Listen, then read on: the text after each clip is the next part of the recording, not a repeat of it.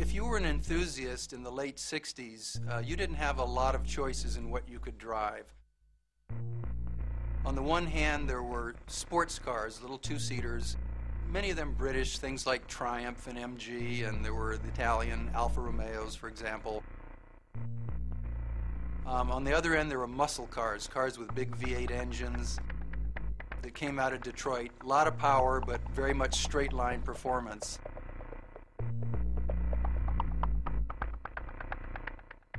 Luxury cars, as we knew them in those days, were defined by Cadillac and Lincoln. So for the most part, cars were big, cars were wallowy. There was perhaps a little bit of growing concern about environmentalism, growing concern about fuel efficiency.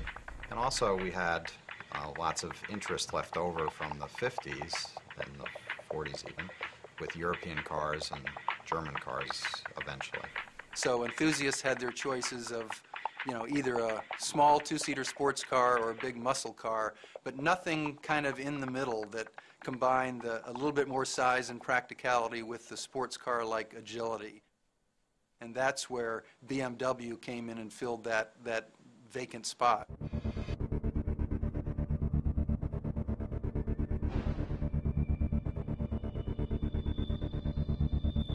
I was finishing school at the time, and I was getting ready to buy my first new car.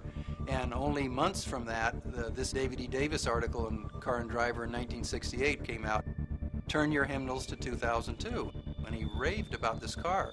Now, interestingly enough, it wasn't just that a 2002 was new and somewhat unknown. The name BMW was almost totally unknown in the U.S. market at the time. So it wasn't just that people said, what's a 2002? They said, what's a BMW? It was absolutely revolutionary, and it turned BMW around completely and laid down the track that BMW has been running on ever since. It's just an incredibly good little car that had the effect of startling every single person who got in and drove it for the first time. I drove that car up into the Ramapo Hills. The drive through the hills and then the drive back into Manhattan, it was just sensational. And I was high as a kite. And thought about it for a while and thought, you know, I ought to write about this while it's fresh on my mind.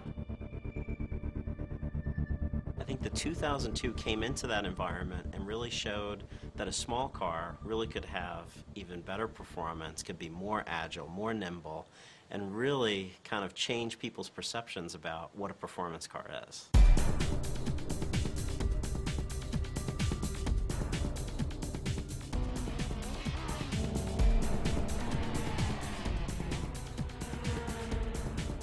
I think everybody looks back and points to that article as, you know, the one piece that really put BMW on the map in the U.S.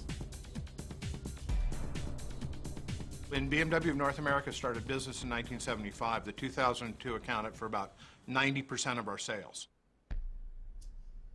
The sports sedan has captured the heart of the American public, and that's helped to create a whole category of its own in the United States. When the 2002 was introduced, I think that introduced the whole country to the new sports sedan, a car that's fun to drive. By definition, a sports sedan is compact, light, agile, yet practical. And the 3 Series does that better than any other sedan on the market. It helped define the concept, and even in its 5th generation, it's still the benchmark. A concept like a sports sedan in the 2002 sort of snuck up and surprised everybody. It was something that was totally unexpected.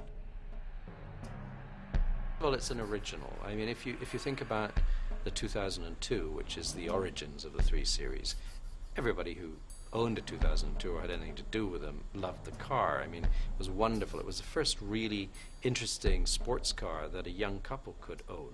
In other words, you could have babies and a sports car at the same time. It was a 4-seater car embodying pleasures of a sports car. An unpretentious looking little box that you got in, and all of a sudden you said, gee, this is great visibility, and all the controls seem to fit really well. and then it really went. I mean, it accelerated, and the brakes were good, and the handling were good, and the whole package. You were really at one with the whole package, and really at one with the environment, because the visibility was so terrific. If you remember, a lower belt line and great greenhouse on the car, so it was a very invigorating and involving experience. The time Detroit was trying to go low and swoopy, the 2002 was a little upright car. Plenty of room, you could see well in all directions. It just looked like it had dropped from another planet. That's our roots. That's where we started. That's where we built our customer base. That's what defined us. And then we expanded our model range upwards, and today outwards a little bit more. But the 3 Series is, you know, where we began, and that's the core. So the sports sedan was created by the 2002. It's got practicality. It's got a real back seat. And I think it's been really the benchmark within the industry to try to replicate that.